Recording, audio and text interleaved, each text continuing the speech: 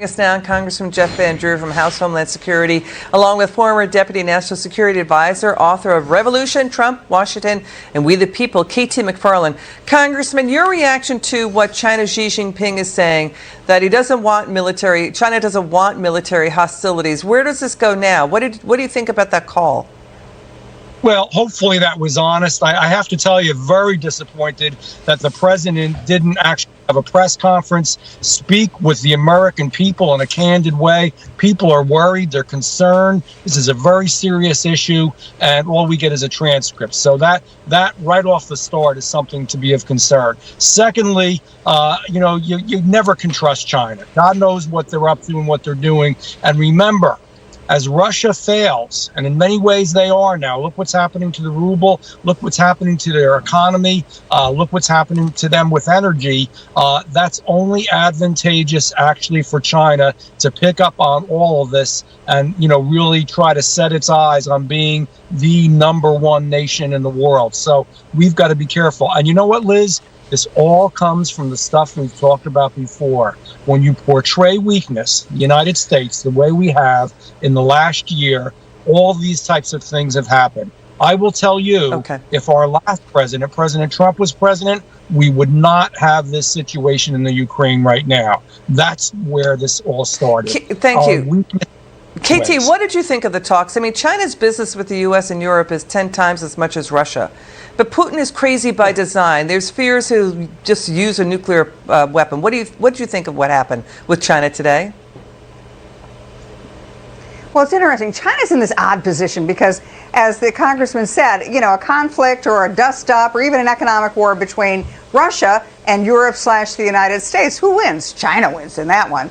And China's made it pretty clear they're going to buy up all the energy that Russia has to offer, especially if it gets sanctioned or cut off from oil sales to the United States and to Europe. But the Chinese also are in an odd position, Liz, because they've married themselves to the Russians. At the beginning of the Olympics, they had this bromance and they had this sort of love letter between the two of them. It was a joint statement between China and Russia. And in the joint statement, they said, we are going to cooperate on everything. There's going to be no limit to our cooperation. And they each gave each other a nod. China, you can grab Taiwan, and Russia, you go for Ukraine. But now look what's happened.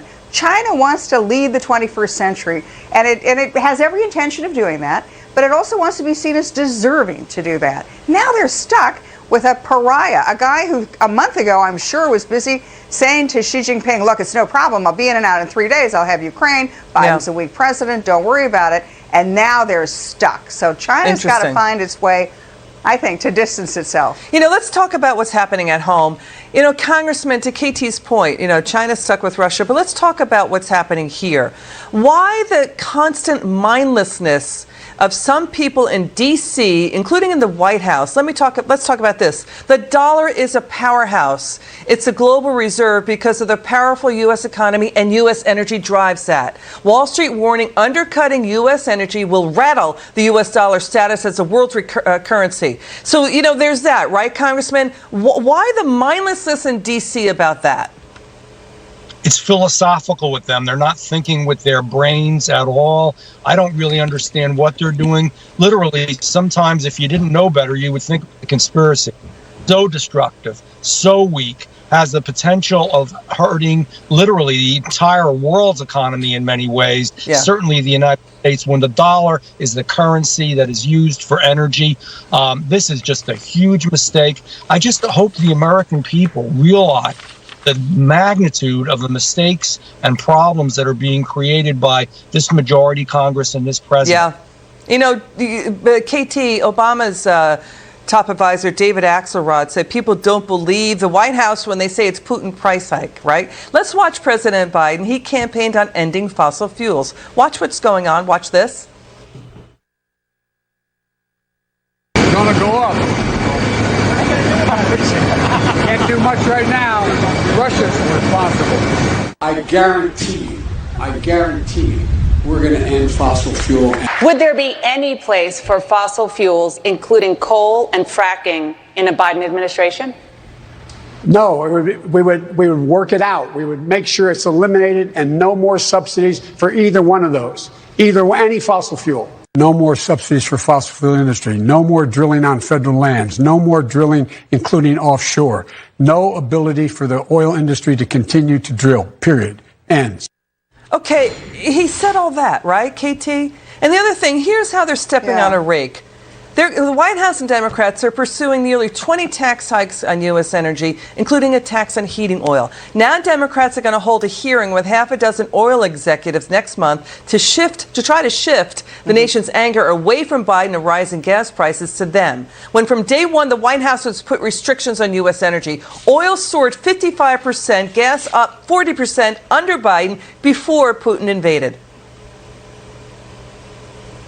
Yeah, it makes no sense, and it's a no-brainer. You know, if they really wanted to do in Vladimir Putin, pump American oil, drill American natural gas, export it to Europe. What would that do? It would get Europe off of Russian energy, and it would also drive the price way back down. What does that mean for Putin? He has one export: oil and natural gas, his energy exports. If his energy budget, if his resources, and he sells them at $130 a barrel of oil, let's say, what if that goes back down to $40 a barrel? He's broke. You know, wars are expensive. Occupations are even more expensive. He won't have the resources to continue to fight in Ukraine, and no bank is going to lend him any money. And I think the phone call with President Biden today was a warning to China. Don't you lend him any money either.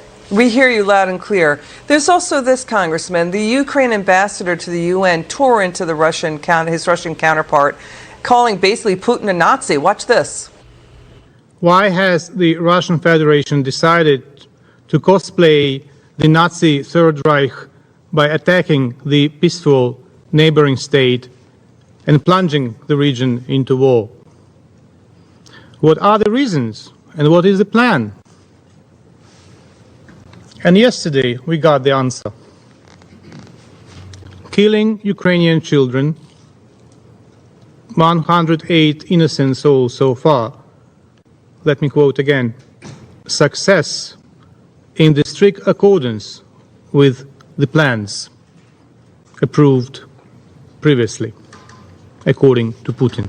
You know, and Congressman, Putin is trying to claim that there's Nazism in Ukraine. Ukraine is run by a Jewish individual. He's Zelensky.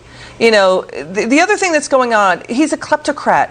Putin is a kleptocrat. This is lifestyles of the rich and heinous. He has a 190,000-foot mansion on the Black Sea. It's got its own airport. It's got its own ice skating rink. It's also got its own theater. He hangs around with billionaire oligarchs who are stealing from the Russian people. They've got yachts. They've got planes in offshore, in Aruba, Bermuda, the Cayman Islands, you name it.